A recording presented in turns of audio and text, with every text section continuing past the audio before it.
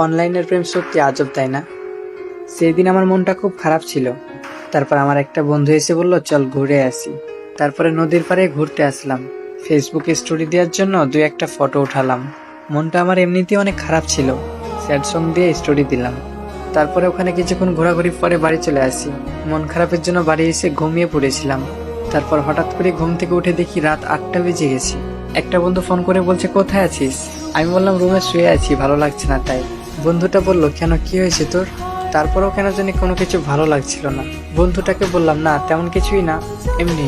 বন্ধুটা বলল, ও আচ্ছা ঠিক আছে। তারপরে মন খারাপের মধ্যে ফেসবুকটা ওপেন করি। এরপর যা দেখি আমার মাথাটা আরো গরম হয়ে যায়। আমার এমনিতে মেজাজটা ভালো না, মনটা অনেক খারাপ। তার মধ্যে আমার স্টোরি থেকে হা হা দিয়েছে। তাও আবার হা হা একটা না, দুইটা না, 50টা দিয়েছে। মেজাজটা এবার কোথায় গিয়ে দাঁড়ায়? রেগে গিয়ে আমি রিপ্লাই করলাম, এটা কি আপনার নানার স্ট্যাটাস? না আপনার কমন সেন্স নাই?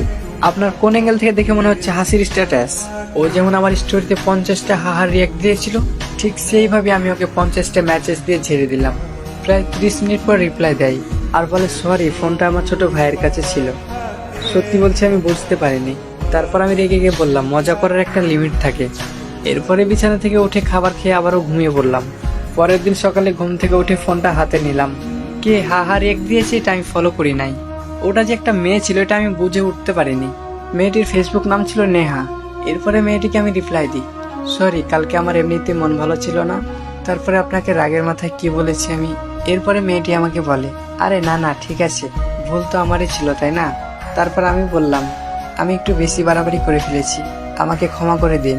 এরপর মেয়েটি বলল, সবই ঠিক আছে, আপনার নাম কি? আমি বললাম, আমার নাম রাজ। আপনার নাম কি? মেয়েটা বলল, যেটা দেখতে পাচ্ছেন ওটাই আমার নাম। তারপর আমি বুঝতে পারলাম মেয়েটির নাম নেহা। এরপরে মেয়েটি পরে কথা বলছে বলে অফলাইন চলে গেল। আমি অনেকগুলো মেসেজ করলাম, কোনো রিপ্লাই আসলো না। নেহা 2 টাইমে অনলাইন আসতো, এক সকালে আর এক রাত্রে। এইভাবেই আমাদের মধ্যে 2 টাইম কথা হতো। একদিন হঠাৎ করে নেহা আমাকে ভিডিও কল করছে। আমি কলটা রিসিভ করলাম। কলটা রিসিভ করার পর নেহা আমার দিকে তাকিয়ে আছে আর আমি নেহার দিকে তাকিয়ে আছি। মায়াবী চোখ। কয়েক সেকেন্ড পরই ফোনটা কেটে দিল।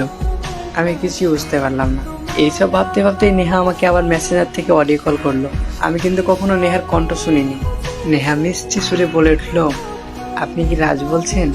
আমি বললাম, আপনি কাকে ফোন করেছেন? তারপর নেহা বলল, আমি রাজকে কল করেছি। তারপর আমি বললাম, তাহলে আমি রাজই বলছি। এরপর নেহা বলল, ও আচ্ছা ঠিক আছে, এই বলে ফোন কেটে দেয়। এইভাবেই আমাদের মধ্যে কথা হতো।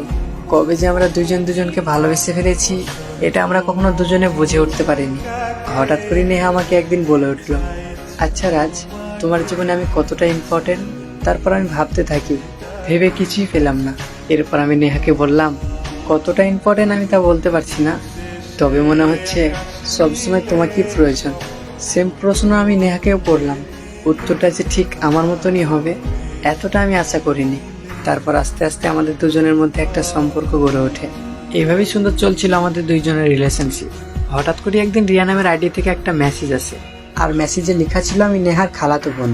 আমি বললাম, হ্যাঁ বলো। নেহার খালাতো বোন মানে রিয়া আমাকে যা বললো তা শোনার জন্য আমি প্রস্তুত ছিলাম না। নেহার নাকি 2 দিন পর বিয়ে, আর এদিকে আমাকে কিছুই বলেনি। আমি রিয়াকে বললাম, তুমি আবার মজা করছো না তো? এরপর রিয়া আমাকে বলল, নেহা আপনাকে সত্যি ভালোবেসেছিল ঠিকই, আপনার কথা ওর ফ্যামিলি তো জানিয়েছিল, কিন্তু ওর ফ্যামিলিতে আপনাদের এই সম্পর্কটা মেনে নেয়নি, আর এরই মধ্যে নেহার বিয়ে ঠিক করে ফেলে। আপনি কষ্ট পাবেন দেখে নেহা আপনাকে কিছুই বলেনি। আমার মনে হলো এই বিষয়টা আপনার জানার প্রয়োজন, তাই আপনাকে বললাম। এই সম্পর্কটা মেনে না নেওয়ার কারণ একটাই, কারণ নেহার বাড়ি বাংলাদেশ আর আমার বাড়ি ইন্ডিয়া। কোনো বাবা মাই চাইবে না নিজের মেয়েকে এত দূরে বিয়ে দিতে। এই আমাদের মতো ভুল অনেকেই করছে, সামনে পিছে না ভেবে অনলাইনের মাধ্যমে এরকম একটা সম্পর্ক গড়ে তুলছে। তো যাই হোক, এই ছিল আমাদের ছোট্ট একটি অনলাইনের প্রেমের গল্প। পুরো গল্পটা শোনার জন্য অনেক অনেক ধন্যবাদ।